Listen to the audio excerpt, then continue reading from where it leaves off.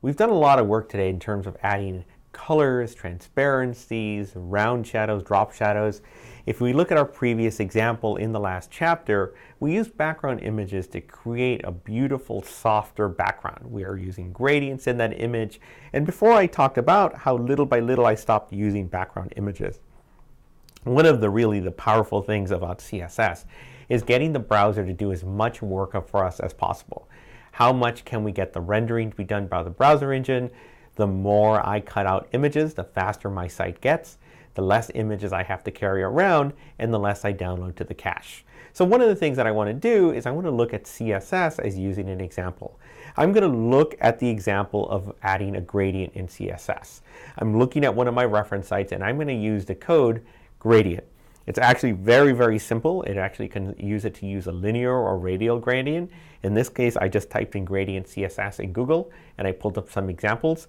And one of the annoying things about this, and the powerful things about this, is that gradients work really, really amazingly well. I am using this reference library because what they've done is they've actually tagged on what browsers and to other browsers it works on. And you notice that I have now, in this case, instead of 3 lines of code in the previous examples, I have 4 lines of code.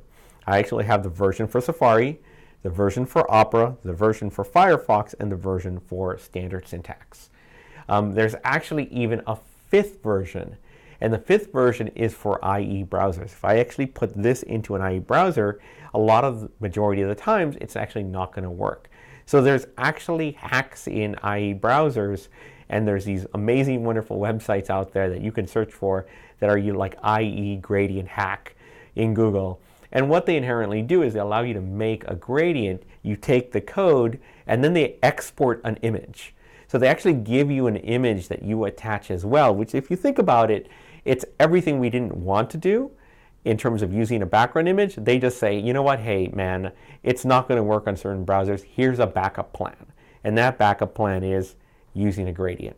Not always the best of things, but hopefully as time goes on, more modern browsers catch up. But let's actually take a look and copy some of this sample code just for fun into our wonderful file. I'm going to look at this. I'm going to copy it right in between here. You notice we've got already a lot of stuff going on. I'm going to get rid of the background images and some of the border colors because of course they've caused some problems. Let's get rid of the color variable as well.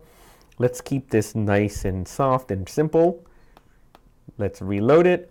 And of course, here's a very, very funky gradient color that is, of course, red to blue. Might not always use something like that. I might actually use something a little bit softer. In this case, why don't we try,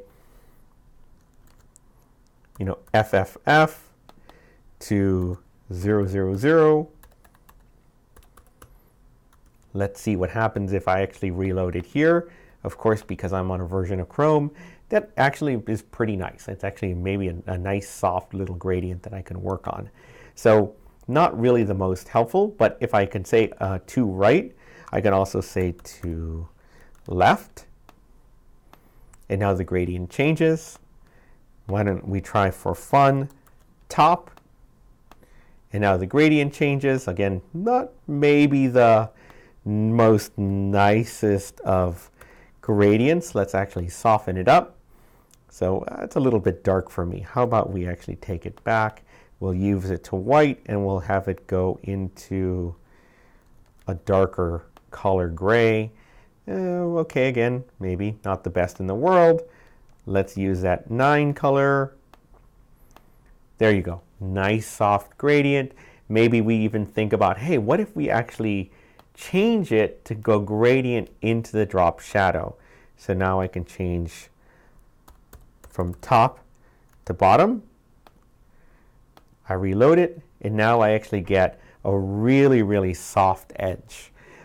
Again, really amazing. This is a lot of work to start planning this out. This is where you actually have to be really, really careful in terms of making a soft transition. One of the hardest things about gradients, and this happens in the print design world, is you get moire patterns, and you get this weird smudging of colors and shapes as sort of, in the print design world, you'd actually have overlays or gradients on other gradients, and in terms sort of making a mess of color. A lot of times what you have to be careful is when you go from one color to another, sometimes most screens might not pick up those millions of colors in between, and it might actually have a gray line in between. So you really want to be careful. You really want to, again, a very soft edge. Sort of understand that you want to do 1 to 2 transitions. There's actually other ways to add multiple bands, but I usually use this to try to keep it from one color to another.